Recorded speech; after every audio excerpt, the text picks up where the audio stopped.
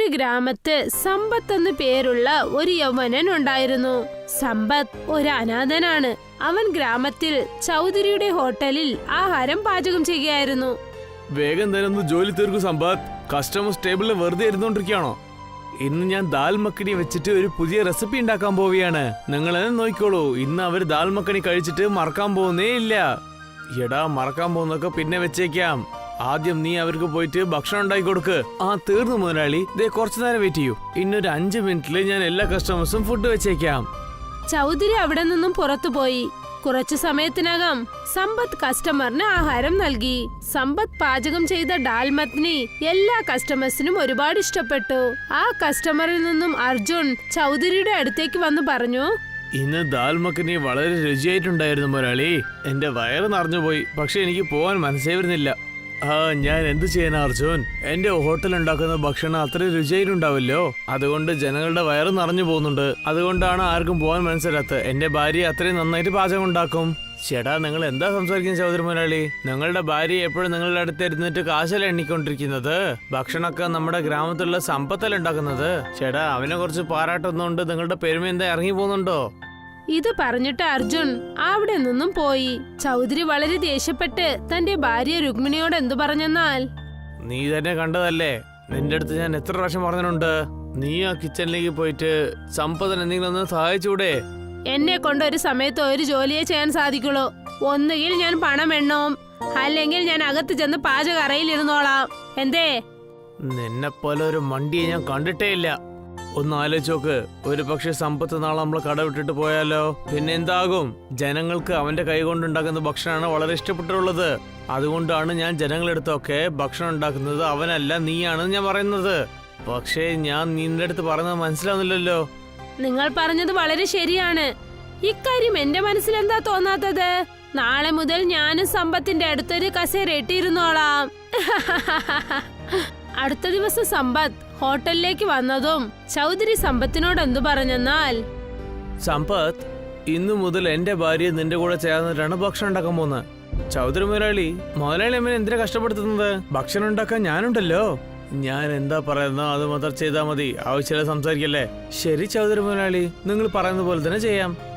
അന്നു മുതൽ രുക്മിണി സമ്പത്തിനോടൊപ്പം പാചക അറയിൽ ഇരിക്കാൻ തുടങ്ങി. കുറച്ചു ദിവസത്തിന് ശേഷം ചൗധരി എല്ലാ കസ്റ്റമേഴ്സിനെയും വിശ്വസിപ്പിച്ചു. അതായത് അദ്ദേഹത്തിന്റെ ഹോട്ടലിൽ നൽകുന്ന ആഹാരമെല്ലാം തന്റെ ഭാര്യയാണ് ചെയ്യുന്നതെന്ന്. ഒരു ദിവസം സമ്പത്ത് ജോലിക്ക് പോകാനായി വീട്ടിൽ നിന്നും പുറപ്പെടുകയായിരുന്നു. അപ്പോഴാണ് അവിടെ ചൗധരി എത്തിയത്. ചൗധരി മുതലാളി നിങ്ങളോ? ഞാൻ ഡാബയിലേക്കല്ലേ വന്നോണ്ടിരിക്കുന്നത്. ഞാൻ നിന്റെ അടുത്ത് ഒരു കാര്യം പറയാൻ വേണ്ടിയാണ് വന്നത്. ഇനി മുതൽ നീ എന്റെ ഡാബയിലേക്ക് വന്നിട്ട് ഒരു ജോലിയും ചെയ്യാൻ ആവശ്യമില്ല. നിങ്ങൾ എന്തിനാ ഇങ്ങനെയൊക്കെ പറയുന്നത് മുതലാളി?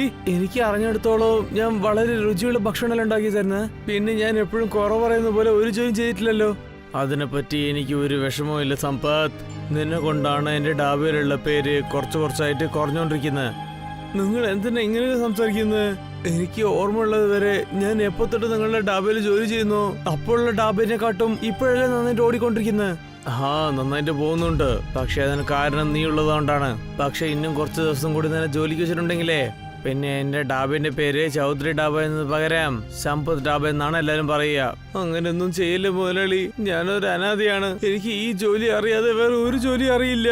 അതൊക്കെ നിന്റെ പ്രശ്നമാണ്, എന്റേതല്ല. ഇന്നു മുതൽ ഇതിന് ശേഷം എന്റെ കടന് മുമ്പ് തന്നെ ഞാൻ കണ്ടിട്ടുണ്ടെങ്കിൽ കൈയും കാലും അടിച്ചു പൊട്ടിച്ച് ഗ്രാമത്തിൽ നിന്ന് പുറത്തായി കളയും. ഇത് പറഞ്ഞിട്ട് ചൗധരി ദേഷ്യത്തോടെ അവിടെ നിന്നും പോയി. സമ്പത്തിന്റെ ജോലി നഷ്ടപ്പെട്ടു. വളരെ വേദനയോടെ സമ്പത്ത് ഗ്രാമത്തലവനെ ചെന്ന് കണ്ടു. എനിക്ക് എല്ലാ കാര്യം അറിയാം സമ്പത്ത്. ചൗധരി നിനക്ക് എന്തൊക്കെ ചെയ്തെന്നും അറിയാം. നിനക്ക് തന്നെ ഈ കാര്യം അറിയാം. ചൗധരി എന്നെക്കാട്ടും വലിയ പൈസക്കാരനാണ്, പിന്നെ വലിയ ആളാണ്. അദ്ദേഹത്തിനടുത്ത് എനിക്ക് പ്രശ്നം ഉണ്ടാക്കാൻ പറ്റില്ല. മുതലാളി, ഞാൻ ചൗധരിന്റെ അടുത്ത് അടികൂടാനല്ല ഞാൻ വന്നിരിക്കുന്നത്. ഞാൻ നിങ്ങളുടെ അടുത്ത് സഹായം ചോദിച്ചിട്ട് വന്നതാണ്. നിങ്ങൾക്ക് എന്നെ അറിയാലോ മുതലാളി, ഞാനൊരു അനാഥയാണ്. ചില വർഷങ്ങൾ മുമ്പാണ് എന്റെ അച്ഛൻ അമ്മ എന്നെ വിട്ടിട്ട് ഇവിടെ പോയത്. ഞാൻ ഈ ഗ്രാമത്തിലോട്ട് എവിടെയും പോകുന്നില്ല. നീ എന്താണ് പറയാൻ വരുന്നത്? മുതലാളി, ഞാൻ എപ്പോഴും ഭക്ഷണം ഉണ്ടാക്കണം എന്നാണ് കരുതുന്നത്. നിന്റെ അച്ഛനും വലിയൊരു പാചകക്കാരനായിരുന്നോ? മുതലാളി, എനിക്ക് നിങ്ങളൊരു ചെറിയ സഹായം ചെയ്യാൻ പറ്റുമോ? എനിക്ക് തന്നെ നമ്മുടെ ഗ്രാമത്തിൽ ഒരു ഡാബ ഓപ്പൺ ചെയ്യാന്ന് വിചാരിക്കുന്നു. നിങ്ങൾക്ക് എനിക്ക് കുറച്ച് പണം തരാൻ പറ്റുമോ? എന്റെ ഡാബ നന്നായിട്ട് പോയതിനു ശേഷം ഞാൻ എല്ലാ പണം നിങ്ങൾക്ക് തിരിച്ചു തന്നേക്കാം. ശരി, ഗ്രാമത്തിൽ എനിക്ക് കുറച്ച് ഗാലിയായ സ്ഥലങ്ങളുണ്ട്. നീ അവിടെ പോയിട്ട് നിന്നെ ഡാബ തുറന്നോളൂ. അതിന് നിനക്ക് എത്ര പൈസ ആവശ്യമാണോ അത് ഞാൻ നിനക്ക് തരാൻ തയ്യാറാണ്. തലവൻ പറഞ്ഞത് കേട്ടിട്ട് സമ്പത്തിന് സന്തോഷമായി. സമ്പത്ത് സന്തോഷത്തോടെ കാലിയായ സ്ഥലത്ത് ഹോട്ടൽ കെട്ടാൻ തുടങ്ങി. വളരെ കഷ്ടപ്പാടുകൾക്ക് ശേഷം സമ്പത്ത് അവിടെ ഒരു ഹോട്ടൽ നിർമ്മിച്ചു. കുറച്ചു ദിവസങ്ങൾക്ക് ശേഷം സമ്പത്തിന്റെ ഹോട്ടലിലേക്ക് കസ്റ്റമേഴ്സ് വരാൻ തുടങ്ങി. പിന്നെ ഇക്കാര്യം ചൗധരിക്ക് തീരെ ഇഷ്ടമായില്ല. എന്ത് വിചാരിച്ച് ഞാൻ പേടിച്ചു അത് തന്നെയാണ് സംഭവിച്ചിരിക്കുന്നത് രുക്മിണി. ആ ഒന്നുമില്ലാത്തവന് അവൻ ഒരു ഡാബ ഓപ്പൺ ചെയ്തിട്ടുണ്ട്. ഇപ്പൊ നമ്മുടെ ഡാബയിൽ കുറഞ്ഞ ആൾക്കാരും പിന്നെ അവന്റെ ഡാബയിൽ കുറെ ആൾക്കാരുണ്ട്. ഒരു കുറുക്കന്റെ ബുദ്ധിയാണ് നിങ്ങൾക്കും ഉള്ളത്. ആ ബുദ്ധി നിങ്ങൾ ഉപയോഗിക്കൂ, എന്നിട്ട് അവന്റെ ഹോട്ടൽ മൂടാനുള്ള വഴി നോക്കൂ. എന്തേ? നീ പറഞ്ഞത് വളരെ ശരിയാണ്. എന്റെ ഈ നരി പോലുള്ള ബുദ്ധി വെച്ചിട്ട് ഞാൻ എന്തെങ്കിലും ചെയ്തേ പറ്റുള്ളൂ. ചൗധരി വളരെ തന്ത്രപൂർവ്വം ഒരു കസ്റ്റമറെ താൻ പറയുന്നത് കേൾപ്പിച്ചു. ആ കസ്റ്റമർ അറിയാതെ സമ്പത്തിന്റെ ഹോട്ടലിൽ ചൗധരി കൊടുത്ത ആ മരുന്ന് കലർത്തിയിട്ട് വന്നു. അന്ന് ആരൊക്കെയാണോ അവിടെ കഴിച്ചത് അവർ എല്ലാവർക്കും ലൂസ് മോഷൻ ഉണ്ടായി. അടുത്ത ദിവസം സമ്പത്തിന്റെ ഹോട്ടലിന്റെ മുൻപിലായി ഗ്രാമത്തിലെ ജനങ്ങൾ കൂട്ടമായി വന്നെത്തി. അതിലൊരാൾ വളരെ ദേഷ്യത്തോടെ സമ്പത്തിനോട് പറഞ്ഞു, നിന്റെ ഡാബ നന്നായിട്ട് നടക്കാൻ വേണ്ടി നീ നിന്റെ സത്യവാൻ മറന്നുപോയോ? നിങ്ങൾ എന്തെങ്ങനെയൊക്കെ സംസാരിക്കുന്നത്? ഞാൻ എന്താണ് ചെയ്തത്? എന്ത് നീ ചെയ്തെന്നോ? ഇന്നലെ രാത്രി നിന്റെ കടയിൽ ദാൽ കഴിച്ചിരുന്നു. അപ്പൊ തൊട്ട് എന്റെ വയറ് വളരെ മോശമായിട്ടുണ്ട്. പിന്നെ ഞങ്ങൾ ഇവിടെ എത്ര പേരുണ്ടോ അവരുടെ എല്ലാവരുടെ വയറും വളരെ മോശമായിട്ടുണ്ട്. ഇതിനൊക്കെ കാരണക്കാരൻ നീ തന്നെയാണ്. നീ തീർച്ചയായിട്ടും ഭക്ഷണത്തിൽ എന്തോ കലർന്നിട്ടുണ്ട്. നിങ്ങൾ തെറ്റിദ്ധരിക്കുകയാണ്. ഞാൻ ഭക്ഷണത്തിൽ ഒന്നും കലർന്നിട്ടില്ല. ഇനി മുതൽ ഞങ്ങൾ ആരും നിന്റെ ഈ ഡാബയിൽ ഞങ്ങൾ കഴിക്കാൻ വരാൻ പോകുന്നില്ല. ഭക്ഷണമൊക്കെ ഉണ്ടാക്കിയിട്ട് നീ തന്നെ കഴിച്ചോളൂ. ഇങ്ങനെ പറഞ്ഞിട്ട് അദ്ദേഹം അവിടെ നിന്നും പോയി. പിന്നീട് സമ്പത്ത് കണ്ണുകളിൽ കണ്ണുനീരോടെ തന്റെ ഹോട്ടലിൽ ഇരുന്നു. സമ്പത്തിന് വീണ്ടും ജോലി നഷ്ടപ്പെട്ടു. കുറച്ചു ദിവസങ്ങൾക്ക് ശേഷം സമ്പത്തിന്റെ ഹോട്ടലിൽ തലവൻ വന്നു പറഞ്ഞു, സമ്പത്ത്, നീ എന്റെ അടുത്ത് ഒരു കാശ് വാങ്ങിയിട്ടുണ്ടായിരുന്നില്ലേ? അത് എപ്പോഴാ നീ എനിക്ക് തിരിച്ചു തരിക? മുതലാളി, നിങ്ങൾക്ക് എന്നെ നന്നായിട്ട് അറിയാം. എന്റെ ഡാബയിലേക്ക് ഇപ്പൊ കസ്റ്റമേഴ്സേ വരുന്നില്ല. അതൊന്നും എനിക്ക് അറിയാൻ ആവശ്യമില്ല സമ്പത്ത്. എനിക്ക് എന്റെ കാശ് വേണം, അതും പലിശയോടെ. തലവൻ പറഞ്ഞത് കേട്ടതും സമ്പത്ത് അതിശയിച്ചു പോയി. നമ്മൾ പലിശനെ പറ്റി ഒന്നും സംസാരിച്ചില്ലല്ലോ. ഞാൻ അതിനെ പറ്റി പറഞ്ഞിരുന്നു, പക്ഷെ നീ അത് കേട്ടിട്ടുണ്ടാവില്ല. ഇന്ന് 2 ദിവസത്തിലും നിന്റെ കാശ് പ്ലസ് പലിശയോടെ എനിക്ക് തിരിച്ചു വരണം. പിന്നെ ഞാൻ നിന്റെ വീട് ഞാൻ നിന്റെ അടുത്ത് നിന്ന് എടുത്തേക്കും. പിന്നെ അതൊക്കെ വിറ്റിട്ട് പിന്നെ അതിലൊന്ന് ഞാൻ കാശ് എടുത്തേക്കും. അങ്ങനെയൊന്നും ചെയ്യില്ല മുതലാളി, ഞാനൊരു അനാഥയാണ്. നിങ്ങൾ എന്റെ അടുത്ത് നിന്ന് വീടും എടുത്താൽ പിന്നെ ഞാൻ എങ്ങോട്ടാ പോവുക? ഞാൻ നിനക്ക് 2 ദിവസം സമയം തരാം. ഇങ്ങനെ പറഞ്ഞിട്ട് തലവൻ അവിടെ നിന്നും പോയി. 2 ദിവസങ്ങൾക്ക് ശേഷം തലവൻ സമ്പത്തിനെ അവന്റെ വീട്ടിൽ നിന്നും പുറത്താക്കി. അവന്റെ ഹോട്ടലും നശിപ്പിച്ചു കളഞ്ഞു. സമ്പത്ത് കണ്ണുകളിൽ കണ്ണുനീരോടെ ഹൈവേയിലുണ്ടായിരുന്ന ഒരു വലിയ മരത്തിന്റെ താഴെ ഇരുന്ന് തന്റെ അവസ്ഥയെക്കുറിച്ച് ആലോചിച്ച് കരഞ്ഞു. അങ്ങനെ കരഞ്ഞു കരഞ്ഞ് വൈകുന്നേരമായി. അപ്പോഴാണ് അവൻ കണ്ടത് ആ മരത്തിൽ ഒരു പക്ഷി കൂട് കെട്ടിയിരുന്നു. ആ കൂട് ഒരു കഴുകൻ ചുറ്റി വന്നുകൊണ്ടേയിരുന്നു. ഈ കഴുകിനെ നമ്മൾ പായവിച്ചേ പറ്റുള്ളൂ, ഇല്ലെങ്കിൽ അതിന്റെ കൂടെ അത് നശിപ്പിച്ചാളയും. എന്റെ വീട് രക്ഷിക്കാൻ വേണ്ടി എന്നെ ഗ്രാമത്തിൽ ആരും സഹായിച്ചില്ല. പക്ഷെ പാവം, ഈ കൂട് രക്ഷിക്കാൻ ഞാൻ എന്തായാലും സഹായിച്ചേ പറ്റുള്ളൂ. സമ്പത്ത് ആ കഴുകനെ അവിടെ നിന്നും വിരട്ടി. അപ്പോഴാണ് അവിടെ ഒരു അതിശയമുണ്ടായത്. ആ കൂട്ടിലുണ്ടായിരുന്ന ഒരു ചെറിയ പക്ഷി സമ്പത്തിനരികിൽ വന്നിരുന്നു. ഒരു വലിയ പ്രകാശത്തോടെ ഒരു ഭംഗിയുള്ള പെണ്ണായി അത് മാറി. നീ ആരാണ്? ഒരുപാട് വർഷങ്ങൾക്ക് മുൻപേ എന്നെ ഒരു ശാപം കാരണം എന്നെ ഒരു പക്ഷിയാക്കി മാറ്റി ആ കൂട്ടിൽ എന്നെ തടവിലാക്കി വെച്ചിരിക്കുകയായിരുന്നു. നീ ഇപ്പോ ആ പക്ഷിയെ വിരട്ടിയില്ലായിരുന്നെങ്കിൽ ആ കഴുകൻ എന്നെ കൊന്ന് എന്റെ കൂട് നശിപ്പിക്കുമായിരുന്നു. അത് കഴുകന്റെ രൂപത്തിലുണ്ടായിരുന്ന ഒരു രാക്ഷസനാണ്. പക്ഷേ നീ എങ്ങനെയാണ് നിന്റെ ശരിക്കുള്ള രൂപത്തിലേക്ക് വന്നത്? എനിക്ക് എന്തു പറയപ്പെട്ടിരുന്നാൽ, അതായത് ജീവിതത്തിൽ ഒരുപാട് കഷ്ടപ്പെടുന്ന ഒരു യൗവനക്കാരൻ നിന്നെ സഹായിക്കുകയാണെങ്കിൽ അപ്പോൾ ഈ ശാപം എന്നെ വിട്ടു പോകുമെന്ന് പറഞ്ഞു. പിന്നെ എന്നെ നോക്ക്, എന്റെ പാപം പോയിരിക്കുന്നു. എനിക്കിപ്പോൾ മുക്തി കിട്ടിയിരിക്കുന്നു. അതുകൊണ്ട് ഞാൻ നിന്നെ സഹായിക്കും. പിന്നെ നിന്നെ കുറിച്ച് എനിക്ക് എല്ലാ കാര്യങ്ങളും അറിയാം. നിന്നെ കൊണ്ട് എങ്ങനെ എന്നെ സഹായിക്കാൻ പറ്റുക? എന്തുകൊണ്ട് എനിക്ക് പറ്റില്ല? നീ വളരെ നന്നായിട്ട് പാചകം ചെയ്യുന്നവനാണ്. നിന്റെ കയ്യിൽ കാശോ പണമോ ഇല്ല. ഒരേ ഒരു വീടുണ്ടായിരുന്നു, അതും ഇപ്പോൾ ഇല്ലാതെയായി. പക്ഷെ കുഴപ്പമില്ല, വിട്. ഏത് കൂടാണോ നീ പൊട്ടാതെ സൂക്ഷിച്ചത് ആ കൂട് ഇന്നു മുതൽ നിന്റെ വീടായി മാറുന്നതാണ്. പിന്നെ ഈ കൂടിനകത്ത് നിന്റെ സ്വന്തമായ ഒരു കൂട് റെസ്റ്റോറന്റ് ഉണ്ടാകും. ഇത് പറഞ്ഞിട്ട് ആ സുന്ദരിയായ സ്ത്രീ ആ കൂടിനെ നോക്കി കൈ കാണിച്ചു. അപ്പോഴാണ് പെട്ടെന്നൊരു പ്രകാശത്തോടെ ആ കൂടൊരു റെസ്റ്റോറന്റായി മാറിയത്. അതിന്റെ പടികൾ ഭംഗിയുള്ള മരം കൊണ്ട് ചെയ്തതായിരുന്നു. ഈ മരക്കൂട് റെസ്റ്റോറന്റ് ഇന്നു മുതൽ നിനക്കുള്ളതാണ്. ഇനി ഈ സ്ഥലത്തൊന്നും നിന്നെ ആർക്കും പറഞ്ഞയക്കാനാവില്ല. ആരെങ്കിലും നിന്നെ ഇവിടുന്ന് പറഞ്ഞയക്കാനായി ശ്രമിക്കുകയാണെങ്കിൽ അപ്പോൾ അവൻ തന്നെ പ്രശ്നത്തിൽ കുടുങ്ങുന്നതായിരിക്കും. ഇത് പറഞ്ഞിട്ട് ആ ഭംഗിയുള്ള പെണ്ണ് അവിടെ നിന്നും മാഞ്ഞുപോയി. സമ്പത്ത് ആ റെസ്റ്റോറന്റിനകത്തേക്ക് ചെന്നു. അവൻ നോക്കി, ആ റെസ്റ്റോറന്റ് അകത്ത് കാണാൻ 5 സ്റ്റാർ ഹോട്ടലിനെ പോലെയായിരുന്നു. അവിടെ വലിയ വലിയ കോസ്റ്റ്ലി ആയ ടേബിൾസ് ഉണ്ടായിരുന്നു. പിന്നെ ഒരു 5 സ്റ്റാർ ഹോട്ടലിനെ പോലുള്ള എല്ലാ സൗകര്യങ്ങളും അവിടെ ഉണ്ടായിരുന്നു. കുറച്ചു സമയത്ത് സമാധാനത്തോടെ സമ്പത്ത് അവിടെ ഉറങ്ങി. അടുത്ത ദിവസം ടിഫിൻ കഴിച്ചിട്ട് സമ്പത്ത് താഴേക്ക് ഇറങ്ങി. അപ്പോഴാണ് അവിടെ ഒരു കാർ വന്ന് നിന്നത്. അതിൽ നിന്നും ഭംഗിയുള്ള ഒരു യൗവനക്കാരൻ ഇറങ്ങി സമ്പത്തിനോട് പറഞ്ഞു, ഇത് എന്തുപോലുള്ള റെസ്റ്റോറന്റ് ബ്രോ? ഇതുപോലുള്ള റെസ്റ്റോറന്റിനെ ഞാൻ ഫോറിനിൽ മാത്രമേ കണ്ടിട്ടുള്ളൂ. പിന്നെ അതും ഫോട്ടോയിൽ മാത്രമാണ്. ഇത് എന്റെ റെസ്റ്റോറന്റ് ആണ്, കൂട് റെസ്റ്റോറന്റ് ആണ്. എന്റെ റെസ്റ്റോറന്റിലും എല്ലാ ടൈപ്പ് ഫുഡ്സും ഉണ്ട്. ശരി, നിങ്ങൾ എനിക്ക് റെസ്റ്റോറന്റ് ചുറ്റി കാണിക്കുന്നുണ്ടോ? ചുറ്റി കാണിക്കാൻ എന്തിനാ സാർ? നിങ്ങളാണ് എന്റെ ഫസ്റ്റ് കസ്റ്റമർ. ഇന്ന് വേണ്ടി നിങ്ങൾക്ക് ഫുഡ് ഫ്രീ ആണ്. സമ്പത്ത് അദ്ദേഹത്തിനായി വളരെ അത്ഭുതമായ ആഹാരം ഉണ്ടാക്കി. ആഹാരം കഴിച്ചിട്ട് അദ്ദേഹം രുചി കണ്ടിട്ട് എന്തു പറഞ്ഞെന്നാൽ, ഞാൻ പറയുന്നത് വിശ്വസിക്കൂ, ഞാൻ എത്രയോ വലിയ വലിയ 5 സ്റ്റാർ ഹോട്ടലിൽ പോയി കഴിച്ചിട്ടുണ്ട്. പക്ഷേ ഇതുപോലുള്ള രുചിയുള്ള ഭക്ഷണം എന്റെ ലൈഫിൽ ഞാൻ കഴിച്ചിട്ടേ ഇല്ല.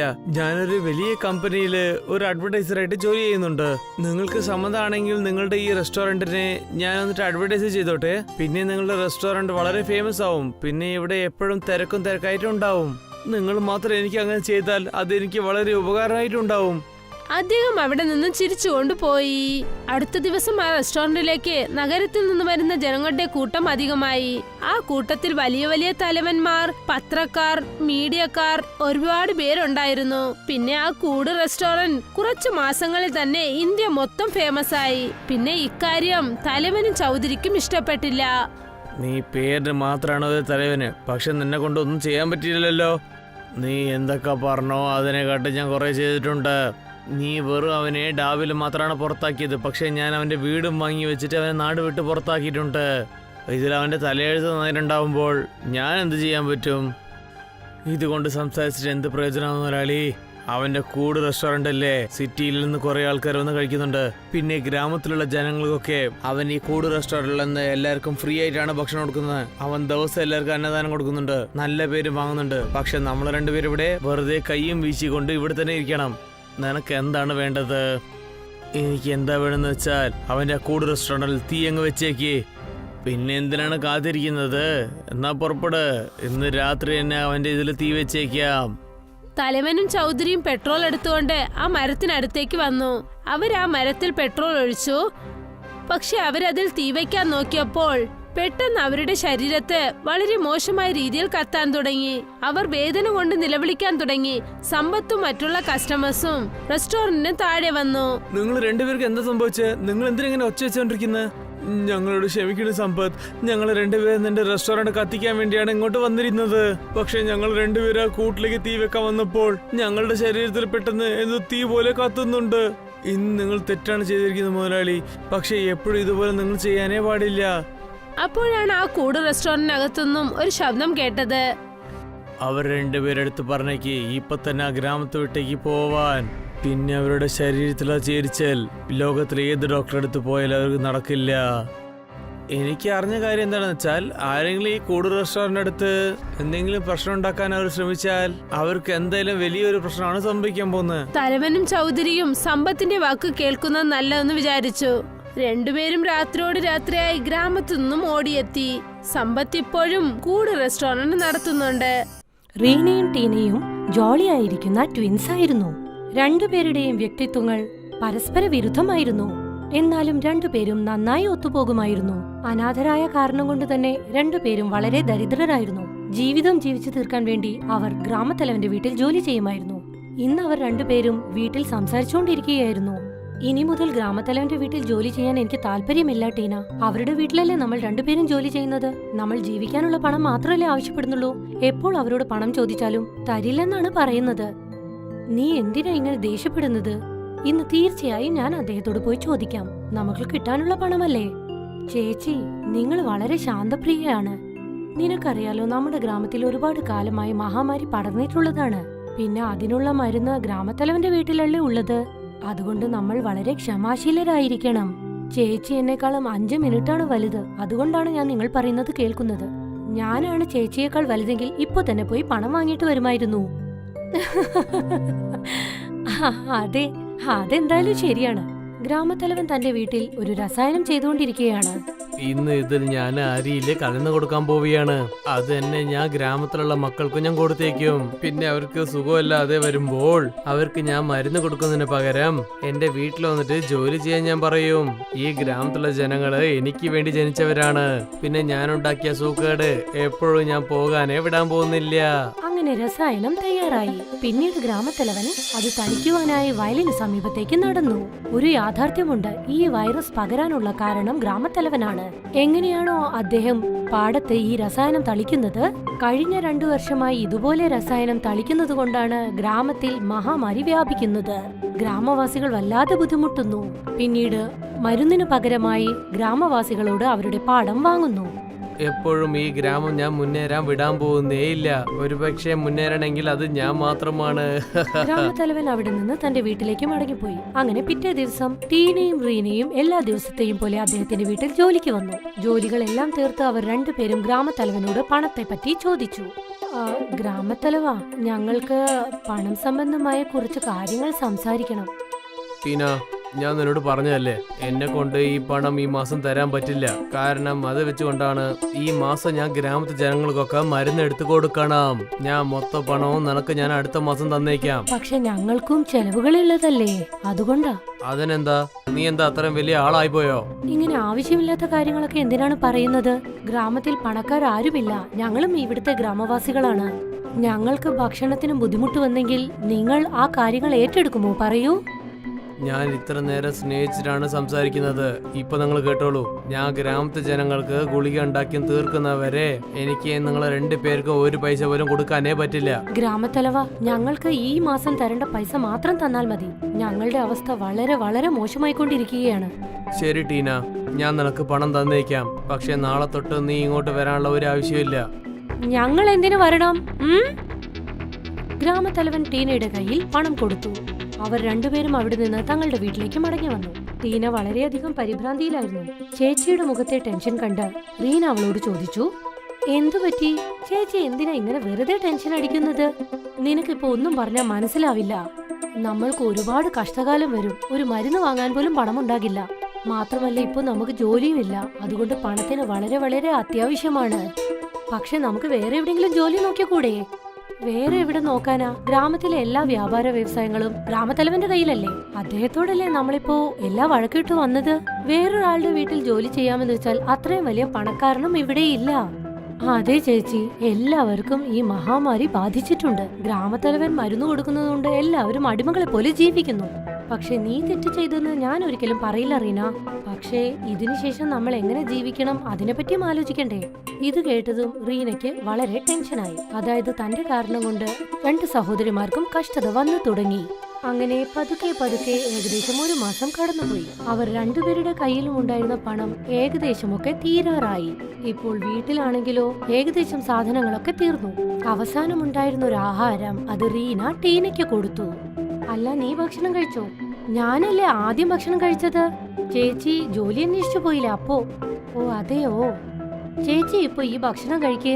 ഞാൻ കുറച്ച് അധികം ഭക്ഷണം കഴിച്ചുപോയി, അതുകൊണ്ടാണ് ചേച്ചിക്ക് കുറച്ച് കുറവ്. അയ്യോ മണ്ടി, നീ ഇതും കൂടി കഴിച്ചിട്ടുണ്ടെങ്കിൽ എനിക്ക് അത്രയും സന്തോഷം. പക്ഷെ നാളെ മുതൽ നമ്മൾ എന്താ ചെയ്യാന്ന് അത് നമ്മളൊന്ന് ആലോചിക്കണം.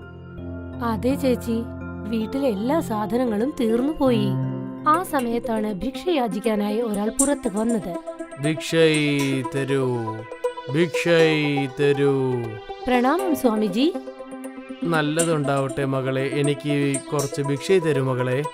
സ്വാമിജി, സ്വാമിജിക്ക് തരാൻ വീട്ടിൽ ഒന്നുമില്ല. വളരെ കുറച്ച് ഭക്ഷണമേ ഉണ്ടായിരുന്നുള്ളൂ. അത് ഞാനിപ്പോൾ എന്റെ ചേച്ചിക്ക് കൊടുത്തു. ക്ഷമിക്കൂ സ്വാമിജി. എന്തിനാ അങ്ങനെ പറഞ്ഞത് റീന? ഏതെങ്കിലും സ്വാമിയോ ഭിക്ഷക്കാരനോ വീട്ടിൽ വന്നാൽ അവരോട് അങ്ങനെ ഒരിക്കലും പറയരുത്. പക്ഷേ ചേച്ചി, നിങ്ങൾ രണ്ടുപേർക്കും നല്ല സ്നേഹമുണ്ട്. നിന്റെ സ്നേഹം കൊണ്ടാണ് നിന്റെ വിശപ്പ് അടക്കിയിട്ട് നിന്റെ ചേച്ചിക്ക് നീ ആ ഭക്ഷണം കൊടുക്കുന്നത്. പിന്നെ ചേച്ചി വന്നിട്ട് ധർമ്മത്തിന് വേണ്ടി അനിയത്തിക്ക് പഠിപ്പിച്ചു കൊടുക്കുകയാണ്. ചെറിയവൾ വല്ലാതെ സ്നേഹമുള്ളവളാണ്, പിന്നെ വലിയവൾ നല്ല ധർമ്മ വഴി കാണിച്ചു കൊടുക്കുകയാണ്. വളരെ നല്ല കാര്യം. സ്വാമി, ഞങ്ങളുടെ വീട്ടിലെ അവസ്ഥ പറയുന്നതിന് മുൻപേ നിങ്ങൾക്ക് മനസ്സിലായി. മാത്രമല്ല, ഞാൻ ഇല്ലാന്ന് പറഞ്ഞതിൽ എന്നോട് നിങ്ങൾ ക്ഷമിക്കണം. നീ ഇതിൽ ക്ഷമ പറയാന്ന് ഒരു കാര്യമില്ല മകളെ. സ്നേഹത്തിനേക്കാളും ഒരു വലിയ ധർമ്മമേ ഇല്ല.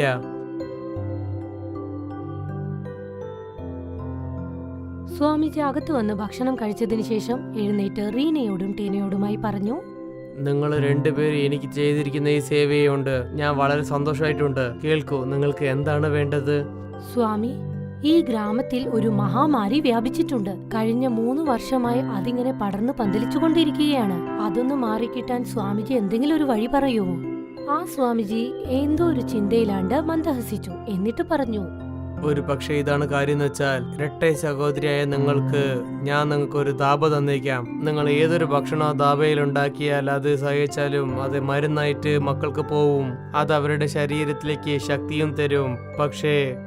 പക്ഷേ എന്താണ് സ്വാമിജി?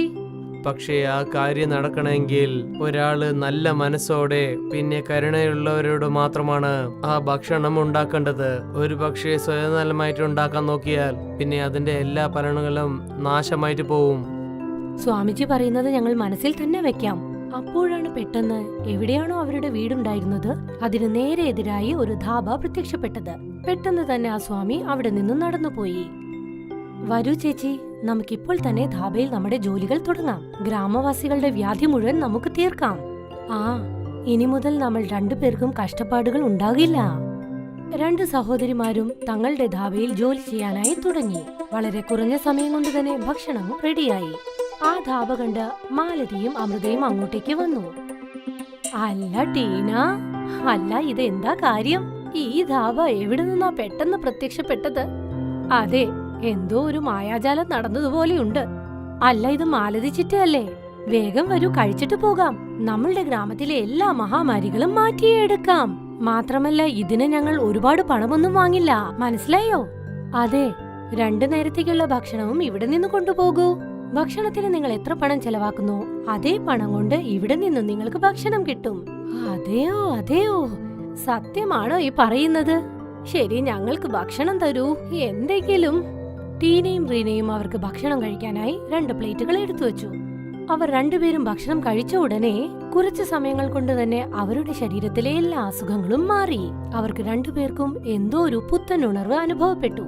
ഇത് യഥാർത്ഥത്തിൽ എന്തോ മായാജാലം പോലെ തോന്നുന്നു മക്കളെ. ഗ്രാമത്തിൽ എല്ലാവർക്കും വളരെയധികം രോഗമാണ്. ഞങ്ങൾക്ക് വീട്ടിൽ കൊണ്ടുപോകാനുള്ള കുറച്ച് ഭക്ഷണം കൂടി തരൂ. പണം നാളെ തരാം.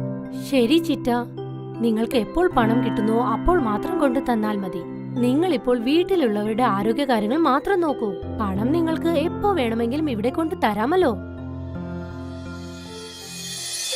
അങ്ങനെ വീണ്ടും 1 മാസം കടന്നുപോയി. അമൃതയും ഗ്രാമത്തിലെ മറ്റാളുകളും ധാബയ്ക്ക് പുറത്ത് ഭക്ഷണം കഴിക്കാനായി ക്യൂ നിൽക്കുകയായിരുന്നു. അപ്പോഴാണ് ഗ്രാമത്തലവൻ കയ്യിൽ എന്തോ ഒരു പേപ്പറുമായി അങ്ങോട്ടേക്ക് വന്നത്. എന്താ കാര്യം ടീന, വീണ? നല്ല സെഴിപ്പോടുണ്ടല്ലോ. എന്താ, ഇതിൽ നിങ്ങൾക്ക് എന്തെങ്കിലും പ്രശ്നമുണ്ടോ? റീന, നീ മിണ്ടാതിരി. എന്താ ടീന, നീ എന്തിനാ റീനയെ വെറുതെ തടുക്കുന്നത്? അവള് പറയുന്നത് സത്യമല്ലേ? എല്ലാവരുടെ സൂക്കേടും ശരിയായിട്ടുണ്ടെന്ന് ഞാൻ കേട്ടിട്ടുണ്ടല്ലോ. അതുകൊണ്ടാണോ എന്നെ തന്നെ എതിർത്ത് ഇങ്ങനെ നിങ്ങൾ സംസാരിക്കുന്നത്? ഗ്രാമത്തലവാ, നിങ്ങൾ ഈ മരുന്നുകൾക്കെല്ലാം പകരം എല്ലാവരോടും നിങ്ങളുടെ പാടത്ത് പണിയെടുക്കാനല്ലേ പറയുന്നത്? അതെ, ശരിയാണ് ചിറ്റേ. ഇദ്ദേഹം പറയുന്നത് കേട്ടാൽ ഈ ഗ്രാമത്തിലെ എല്ലാം ഇദ്ദേഹം വാങ്ങിയതുപോലെയാ തോന്നുന്നത്. മാത്രമല്ല, ഈ ഗ്രാമവാസികൾ മുഴുവൻ ഇദ്ദേഹത്തിന് അടിമകളെ പോലെയാണ്. എല്ലാവരും കുറച്ചുനേരം ശാന്തരായി ഇരിക്കൂ. ഈ മഹാമാരിയിൽ നിന്ന് നമ്മൾ രക്ഷപ്പെടുമെന്ന് ആലോചിച്ച് സന്തോഷിക്കണം. നിങ്ങൾ എല്ലാവരും ആദ്യം ഈ കാര്യം ആലോചിക്കൂ. ദയവ് ചെയ്ത് ഇങ്ങനെ അടി കൂടുന്നതൊന്ന് നിർത്ത്. ഇപ്പൊ തന്നെ നിങ്ങളുടെ എല്ലാവരുടെ വായി ഞാൻ അടയ്ക്കാൻ നോക്കിയോ? ഈ പേപ്പറിലേക്ക് നിങ്ങൾ നോക്കൂ. ഗ്രാമത്തലവൻ ടീനയ്ക്കും റീനയ്ക്കും ഈ അഗ്രിമെന്റ് കാണിച്ചു കൊടുത്തു. എന്താ കാര്യം മോളെ? ഇവര് 2 പേരും എന്ത് പറയാനാ? ആ കാര്യം ഞാൻ തന്നെ പറയാം. ഇവരുടെ അച്ഛൻ മരിക്കുന്ന മുമ്പ് എന്റെ അടുത്ത് കടം വാങ്ങിയിട്ടുണ്ടായിരുന്നു. ആ കടം തിരിച്ചു കൊടുക്കാത്ത പറ്റത് കൊണ്ട് ഈ സ്ഥലം ഇപ്പോഴും എന്റേത് മാത്രമാണ്. ഇവര് പാവപ്പെട്ടവരല്ലെന്ന് കൊണ്ടാണ് ഇത്ര ദിവസം ഞാൻ പറയാത്തത്. പക്ഷെ ഇപ്പൊ എനിക്ക് ഈ സ്ഥലം എനിക്ക് വേണം. ഇത് ഒറിജിനലാണ്. അതുകൊണ്ടാണ് നിങ്ങളുടെ അച്ഛന്റെ കയ്യൊഴുപ്പ് ഇതിലുണ്ട്. കയ്യൊപ്പോ? എന്തു പറ്റി ചിറ്റേ? ചിറ്റയ്ക്ക് എന്താണ് അത്ഭുതമെന്നോ? നിന്റെ അച്ഛന് വായിക്കാനോ എഴുതാനോ അറിയില്ല. അദ്ദേഹം കൈവിരൽ പതിപ്പിക്കും. രണ്ട് കിഴകളും ചേർന്നിട്ട് എന്നെ നശിപ്പിക്കല്ലേ. ഗ്രാമത്തലവൻ, നിങ്ങൾ ഒരുപാട് അധികമാകുന്നു. മര്യാദയ്ക്ക് ഇവിടെ നിന്ന് പോ. എന്ത് കാര്യം ചെയ്യുന്നതിനും ഒരു അതിരുണ്ട്. ടീനയ്ക്ക് ഒരിക്കലും ദേഷ്യം വരാറേയില്ല. ടീനയുടെ മുഖത്തെ ദേഷ്യം കണ്ട് റീനയ്ക്ക് അത്ഭുതമായി, മറ്റുള്ളവർക്കും കൂടി. നിങ്ങളെല്ലാരും ഞാൻ നോയിക്കോളാം. ഇത്രയും പറഞ്ഞുകൊണ്ട് ഗ്രാമത്തലവൻ അവിടെ നിന്നും പോയി.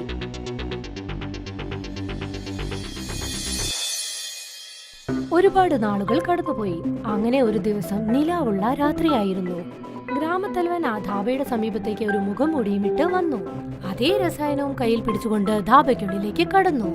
ഇപ്പോൾ ഈ അരിയിലൊക്കെ എന്റെ മരുന്നുകളൊക്കെ ഞാൻ ഇടാൻ പോവുകയാണ്. പിന്നെ ഇതിൽ ആരൊക്കെ കഴിക്കുന്നുണ്ടോ പിന്നെ അവർക്ക് സൂക്കടൊക്കെ വരും. പിന്നെ ഞാൻ നോക്കട്ടെ എന്നെ എതിർത്ത ഈ ഗ്രാമത്തെ ജനങ്ങളൊക്കെ എന്താ ചെയ്യാൻ പോകുന്നെന്ന്.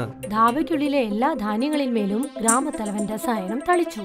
എന്തോ ഒരു ശബ്ദം കേട്ട് റീന പെട്ടെന്ന് അങ്ങോട്ടേക്ക് വന്നു. ആരാണ് നീ? കള്ളൻ, കള്ളൻ, കള്ളൻ! ഗ്രാമത്തലവൻ അവിടെ നിന്നും ഓടി. പെട്ടെന്ന് ടീന റീനയുടെ ശബ്ദം കേട്ട് അങ്ങോട്ടേക്ക് ഓടി വന്നു. എന്തു പറ്റി റീന? എന്താ ഇവിടെ നടക്കുന്നത്? ഏതോ ഒരു കള്ളൻ വന്നു. എന്നെ കണ്ടതും അവൻ ഓടിപ്പോയി. പക്ഷെ ഒന്നും മോഷ്ടിച്ചില്ല അല്ലേ? പക്ഷെ എന്തോ ഒരു നാറ്റം വരുന്നുണ്ടല്ലോ. രണ്ടുപേരും ധാന്യങ്ങളിലേക്ക് നോക്കി. അതിൽ നിന്നും വന്നത് രസായനത്തിന്റെ മണമാണ്. രണ്ടുപേരും പിറ്റേ ദിവസം രാവിലെ ഇത് കാണിക്കാനായി മാലതിയെയും അമൃതയെയും വിളിച്ചു. എന്തു പറ്റി ടീന? ഇത് നോക്കൂ ചിറ്റേ, ആരോ ധാന്യങ്ങളുടെ പുറത്ത് രസായനം ഒഴിച്ചു. ഗ്രാമത്തിൽ വ്യാപിക്കുന്ന മഹാമാരിയുടെ കാരണം ഈ രസായനമാണ്. അതൊക്കെ അവിടെ നിൽക്കട്ടെ, ഈ കാര്യം നിനക്കെങ്ങനെ അറിയാം? അത് എന്താണ് കാര്യമെന്നോ ചിറ്റേ? ടീന സ്വാമിജി നൽകിയ വരത്തെ പറ്റി എല്ലാ കാര്യങ്ങളും വിശദീകരിച്ചു. പിന്നീട് അവൾ പറഞ്ഞു അവൾക്ക് എല്ലാ വ്യാധികളെ പറ്റിയും മനസ്സിലാകുമെന്ന്, മാത്രമല്ല നിവാരണത്തെ പറ്റിയും. അത് ശരി, അതാണല്ലേ കാര്യം. അപ്പോ ഇതാരാണ് ചെയ്തത്? ഇത് മനസ്സിലാക്കാൻ നിങ്ങൾ എല്ലാവരും എന്റെ തീരുമാനത്തെ അംഗീകരിക്കണം. കുറച്ചു സമയം കഴിഞ്ഞ് ആ സ്ഥലത്തേക്ക് ഗ്രാമത്തലവൻ വന്നു. ധാബയിലിരുന്ന എല്ലാവരും വയറുവേദന എന്ന് പറഞ്ഞുകൊണ്ടേയിരുന്നു. ഇതെല്ലാം കണ്ട് ഗ്രാമത്തലവൻ എന്താണ് പറഞ്ഞതെന്നോ? കണ്ടില്ലേ, ഇവര് രണ്ടുപേരും ഇങ്ങനെയൊക്കെ ചെയ്താലാണ് വിശ്വസിക്കുക. എനിക്ക് മുമ്പ് തന്നെ ഇത് വളരെ നന്നായിട്ട് അറിയാം. ഇതൊന്നും ആ സൂക്കടനുള്ള മരുന്നല്ല. ആ സൂക്കടനുള്ള മരുന്ന് എന്റെ അടുത്ത് മാത്രമേ ഉള്ളൂ. ഗ്രാമത്തലവ, കുറച്ച് മരുന്ന് തരുവോ? വയറെല്ലാം വല്ലാതെ വേദനിക്കുന്നു. ഇതാ മരുന്ന്. ഗ്രാമത്തലവൻ എല്ലാ ഏർപ്പാടുകളും കൊണ്ടാണ് വന്നതെന്ന് തോന്നുന്നല്ലോ. ഇവിടെ മരുന്നുകളെല്ലാം ആവശ്യമുണ്ടെന്ന് നിങ്ങൾക്ക് എങ്ങനെ മനസ്സിലായി? അത് പിന്നെ എപ്പോഴും ഈ മരുന്ന് എന്റെ കയ്യിൽ തന്നെ വെച്ചോണ്ടിരിക്കും. എപ്പോഴാ ആവശ്യപ്പെടാന്ന് പറയാൻ പറ്റില്ലല്ലോ. ഇപ്പൊ ആവശ്യമായില്ലേ? അപ്പോൾ പിന്നെ ചിന്റു കൊണ്ടുവരുന്ന കാര്യം അതെന്താണ്? ചിന്റു എന്നു പേരുള്ള ഒരു കൊച്ചു പയ്യൻ അതേ രസായനം എടുത്തുകൊണ്ടുവന്നു. മുൻപെല്ലാം തലവർ അതാണ് തളിച്ചത്. നിങ്ങൾക്ക് എന്തെങ്കിലും ഓർമ്മ വന്നോ? നിങ്ങൾ രണ്ടുപേരും ഞാൻ കണ്ടില്ലെന്നാണല്ലോ വിചാരിച്ച്. ഇപ്പോൾ എന്റെ സംശയമെല്ലാം എനിക്ക് മനസ്സിലായി. ഇന്നലെ രാത്രി ഞങ്ങളുടെ വീട്ടിൽ മോഷ്ടിക്കാൻ വന്നത് നിങ്ങളാണല്ലേ? റീന തലേദിവസം രാത്രി കണ്ട ആ ഡബ്ബ, അതേപോലെ കാണാനുള്ള ഒരു ഡബ്ബ ഞാനും ശരിയാക്കി വെച്ചിരുന്നു. ഇപ്പൊ നിങ്ങളും അതിൽ വന്ന് പെട്ടുപോയി. അപ്പോൾ ഇത്രയും വർഷം ഈ രോഗമുണ്ടാകാനുള്ള കാരണം നിങ്ങളാണല്ലേ? ഇതിന് മരുന്നും കൊടുത്ത് വലിയ മഹാനാണെന്ന് ഭാവിക്കുന്നു. ഈ ഗ്രാമത്തെ വിട്ട് നീ ഓടിപ്പോ. ഗ്രാമത്തലവൻ അവിടെ നിന്നും ഓടി. ഈ സംഭവത്തിന് ശേഷം ഗ്രാമത്തിൽ ആർക്കും രോഗം കൊണ്ട് കഷ്ടപ്പെടേണ്ടി വന്നിട്ടില്ല. ആ മായജലധാബ വീണ്ടും തുടർന്നു.